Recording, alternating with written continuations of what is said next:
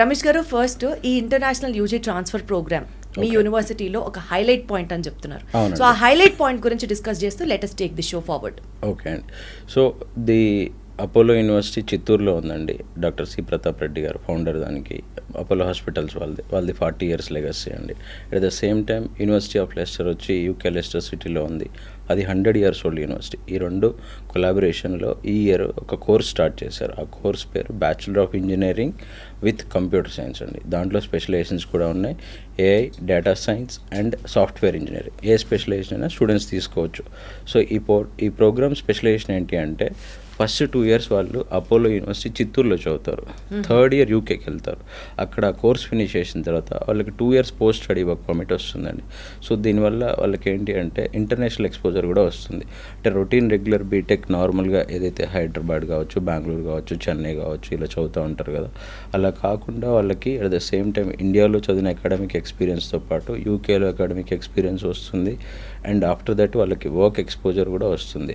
So this is the special and beauty of this program అండి. ఈ ప్రోగ్రామ్ని ఒక గేమ్ చేంజర్ ప్రోగ్రామ్ అని చెప్పుకోవచ్చు అండి. ఎందుకు అంటే bachelor of engineering or bachelor of BTech ఇక్కడ చదవాలి అంటే టెక్నాలజీ ఏదైతే BTech and bachelor of technology అంటారు, ఈ కోర్స్ ఇక్కడ చదవాలి అంటే ఇండియాలో ఇవాళ ఒక నార్మల్ కాలేజ్లో తీసుకున్నా కానీ 10 to 15 lakhs స్పెండ్ చేయాల్సి వస్తుంది పేరెంట్. ఒక మంచి ప్రీమియం ఇన్స్టిట్యూషన్ కానీ యూనివర్సిటీ కానీ తీసుకుంటే ఆల్మోస్ట్ 30 to 50 lakhs దాకా స్పెండ్ చేయాల్సి వస్తుంది. End of the day 4 years చదువుతారు వీళ్ళు ఇక్కడ. ఎండ్ ఆఫ్ ద డే మళ్ళీ ప్లేస్మెంట్స్ టైంకి వచ్చేసరికి అదే 10 lakhs, అదే 5 lakhs ఆర్ అదే 20 lakhs ప్యాకేజెస్ వస్తున్నాయి. అండ్ ఇప్పుడున్న సిచ్యువేషన్లో వీళ్ళు 2025లో అంటే 2025లో బీటెక్ జాయిన్ అవుతున్నారు. బై 2029 పాస్ అవుట్ అవుతారు. అప్పటికి చాలా చేంజెస్ వస్తున్నాయండి. సో ఆ చేంజెస్కి అనుకూలంగా అప్పటికి ప్లేస్మెంట్స్ ఎలా కావాలి, వీళ్ళని ఇండస్ట్రీ ఎలా రెడీ చేయాలి అనే ఒక లక్ష్యంతో స్టార్ట్ చేయబడ్డ కోర్స్ అండి ఇది. సో బేసికల్గా సార్ ఇప్పుడు 2 years చిత్తూరు అన్నారు, తర్వాత లండన్లో తర్వాత యూకేలో మాట్లాడుతున్నారు. సో ఒక స్టూడెంట్కి ఇండియాలో చిత్తూరులో చదువుకొని అక్కడికి వెళ్ళి మళ్ళీ యూకేలో ఒక కొత్త ప్లేస్కి షిఫ్ట్ అవ్వడం అనేది తన సబ్జెక్ట్ పరంగా కానీ సైకలాజికల్గా అడ్జస్ట్ అవ్వడానికి కానీ డిఫరెన్స్ ఉండదు అంటారా సార్? ఇక్కడ స్టాండర్డ్స్ వేరు, అక్కడ స్టాండర్డ్స్ వేరు. ఎగ్జాక్ట్లీ అండి. బట్ దీనికి ఆన్సర్ ఏంటి అంటే, మన దగ్గర 60 members తీసుకుంటున్నామండి ఇయర్ ఈ కోర్స్కి. ఈ 60 members అందరూ కూడా యూకే వచ్చేవాళ్ళే. సో వీళ్ళందరూ 2 years కలిసి ట్రావెల్ చేస్తారు. జనరల్గా బీటెక్లో జాయిన్ అవ్వగానే మనకి మంచి ఫ్రెండ్స్ అయ్యేది యూజీలోనే, డిగ్రీలోనే కాబట్టి వీళ్ళందరూ ఫ్రెండ్స్ అయిపోతారు, కలిసి చదువుకుంటారు, 2 years ఇక్కడ ఉంటారు. అండ్ కొంచెం ఇంటర్మీడియట్ పిల్లలు, చిన్న పిల్లలు ఉంటారు, వాళ్ళకి 1 or 2 years పడుతుంది మెచ్యూరిటీ రావాలి అంటే.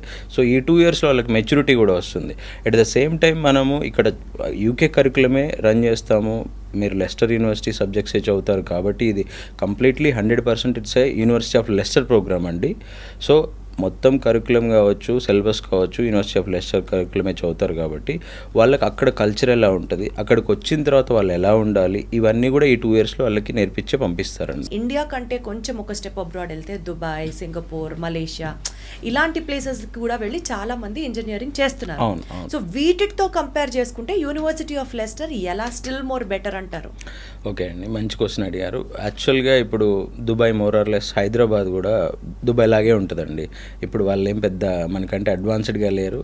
సో మనం హైదరాబాద్లో కొన్ని ఏరియాస్కి వెళ్తే మనకు కూడా ఆల్మోస్ట్ దుబాయ్, సింగపూర్ లాగే అనిపిస్తుంది అనమాట. ఆ రేంజ్కి మనం వెళ్ళిపోయాం.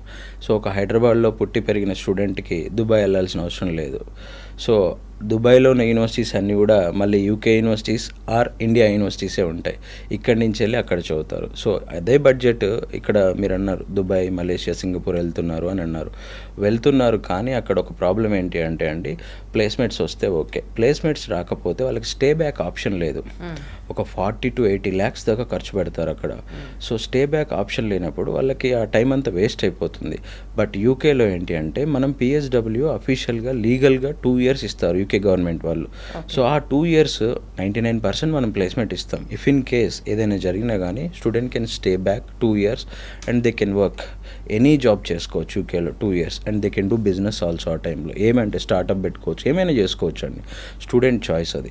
ప్లేస్మెంట్స్ విషయంలో మీరు ఎంత ట్రాన్స్పరెంట్ అండి, లేదా ఎంటెక్ కూడా చేస్తేనే భవిష్యత్తు బాగుంటుంది అంటారు? ఆనెస్ట్గా what is your take?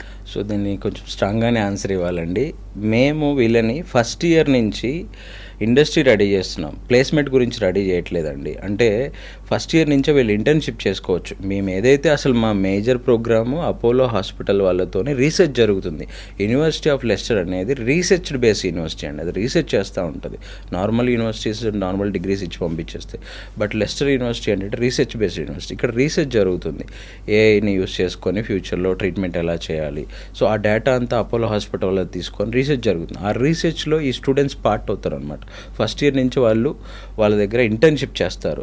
So వాళ్ళకి బేసిక్ నాలెడ్జ్ కూడా వస్తుంది దాంతోపాటు. అండ్ థర్డ్ ఇయర్ వెళ్ళాక అక్కడ కూడా ఇంటర్న్షిప్ చేసుకోవచ్చు యూకేలో. అండ్ వాళ్ళు థర్డ్ ఇయర్ వెళ్ళినప్పుడు పార్ట్ టైం కూడా చేసుకోవచ్చు అక్కడ, వీక్లీ 20 hours. ఆ టైంలో వాళ్ళకి అక్కడ లోకల్ వర్క్ కల్చర్ తెలుస్తుంది, ఎలా వర్క్ చేయాలి అని నెట్వర్క్ బిల్డ్ చేసుకుంటారు. సో దానివల్ల వాళ్ళకి ఫుల్ టైం జాబ్స్ రావడం చాలా ఈజీ అవుతుంది అనమాట. సో ప్లేస్మెంట్స్ అన్నారు మీరు, ఇండియాలో బై 2029 ప్లేస్మెంట్స్ క్యాంపస్కి వెళ్ళి సెలెక్ట్ చేసుకోవడం అనే ఆప్షనే ఉండదండి. Completely skill based. మీరు ఇండస్ట్రీ రెడీ ఉన్నారా, ఎక్కడి నుంచి ఎవరినైనా తీసుకుంటారు. సర్టిఫికేట్ క్వాలిఫికేషన్ అసలు అవసరమే లేదు.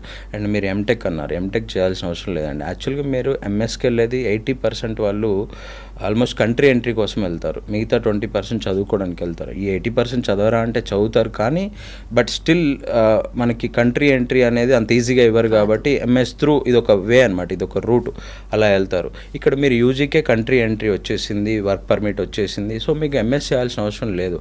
సో ఎంఎస్ చేసుకోవాల్సిన అవసరం కూడా లేదు. ఆ మనీ కూడా సేవ్ అవుతాయి, టైం సేవ్ అవుద్దండి. బేసిక్గా ఇండియాలో ఒక 4 years బీటెక్ చేసి మళ్ళీ 2 years ఎంఎస్కి వెళ్ళి. కానీ సపోజ్ ఇప్పుడు యూకేలో కాకుండా ఎక్కడన్నా జాబ్ అప్లై చేయాలి, అతను వర్క్ చేయాలి అనుకుంటేనండి, ఒక బీటెక్ డిగ్రీ హోల్డర్ కన్నా ఒక ఎంటెక్ డిగ్రీ హోల్డర్కి ఎడ్జ్ ఎక్కువ ఉంటుందా? లేదండి, అట్లా ఏం లేదు. ఇప్పుడు యాక్చువల్గా యూజీ వాళ్ళకే ప్రిఫరెన్స్ ఇస్తారు. ఎంటెక్ వాళ్ళకి అంటే కొన్ని పర్టికులర్ స్పెషలైజేషన్స్ ఉంటాయండి. లైక్ ఎంటెక్ సివిల్ వాళ్ళకి కానీ, మెకానికల్ సివిల్ వాళ్ళకి కానీ, వాళ్ళకి ఆ స్పెషలైజేషన్ కావాలి కాబట్టి వాళ్ళని ఇది చేస్తారు. కంప్యూటర్ సైన్స్కి వచ్చేసరికి యూజీ వాళ్ళకి కూడా సేమ్ నాలెడ్జ్ ఉంటుంది. ఈ పీజీ వాళ్ళని తీసుకుంటే ఇంకా ప్యాకేజెస్ ఎక్కువ ఇవ్వాలని చెప్పేసి వాళ్ళు యూజీ వాళ్ళకే ప్రిఫరెన్స్ ఇస్తారు. యూజీ ఈజ్ ఎనఫ్ అండి. ఇప్పుడున్న ఈ టెక్నాలజీ పరంగా అయితే UG is enough computer science వాళ్ళకి.